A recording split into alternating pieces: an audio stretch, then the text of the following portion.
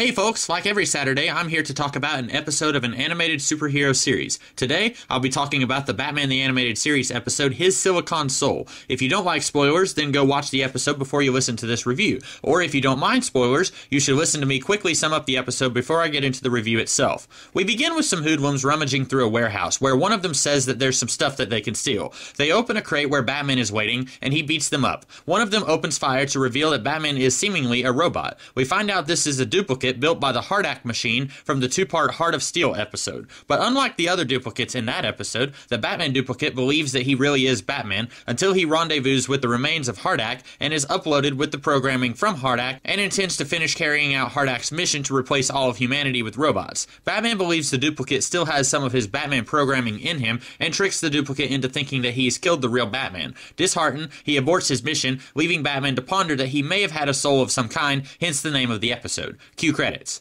When I first saw where this episode was going, I was surprised that we didn't linger on the mystery of this false Batman longer. I thought it would have been really neat to see this Batman slowly unravel who he is and where he came from, but that mystery is dealt with pretty quickly, and instead this episode opts to focus on a different mystery, specifically why this duplicate is different from the other duplicates in the two-part Heart of Steel episode. And the reveal is adequate, but I can't help but feel like this mystery isn't as interesting or worth following as the false Batman investigating who or what he is. While the Heart of Steel episode felt like a blend of Battlestar Galactica, Terminator, and Blade Runner, this episode feels much more like a send-up to the Twilight Zone. The idea of a robot being much more human than a human originally gave it credit for is not really a new concept at all. Heck, the Terminator franchise has beaten that dead horse quite a bit, as well as Blade Runner, the Vision from Marvel Comics. Even the Batman Beyond episode, Terry's Friend Dates a Robot, toys with this theme a little bit in a very subtle way. So the real question is, does this episode do anything new and different with this theme to justify this concept yet again? I'd say yeah, I think so.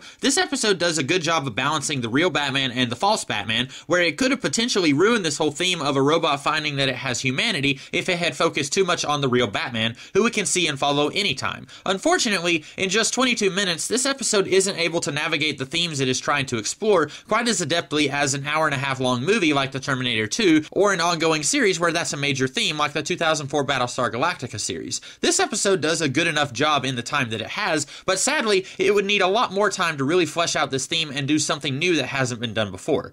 Since this episode is a straight-up sequel to the Heart of Steel two-parter, it is a little strange that Carl Rossum, the creator of the Hardak machine, is not in prison in this episode. The Heart of Steel episode hints that he will be tried for his part in the whole fiasco, and yet here, he's a farmer and seemingly hasn't been convicted of any crimes at all. Now, to be fair, this show has always played a little fast and loose with time, so it could be a couple of years since the events of the Heart of Steel episode. And while Rossum mentions that he no longer works with robotics as if it was his own idea to abandon his life's work, it's very possible that he went to court and part of his sentence was that he no longer work with machines. This isn't a very big deal since Rossum wasn't really acting maliciously in Heart of Steel, but it is odd that his involvement with Hardak is almost downplayed in this episode. Yes, Batman does seek him out because of his involvement, but it seems like this episode wants to make him out to be less guilty than what he was, despite his lack of malicious actions. I mentioned the theme of robots displaying humanity in a surprising way, and one way I feel like this theme could have potentially been handled better in this episode would be if we had a human being to counter against the duplicate Batman, who acts very inhuman and shows no compassion at all.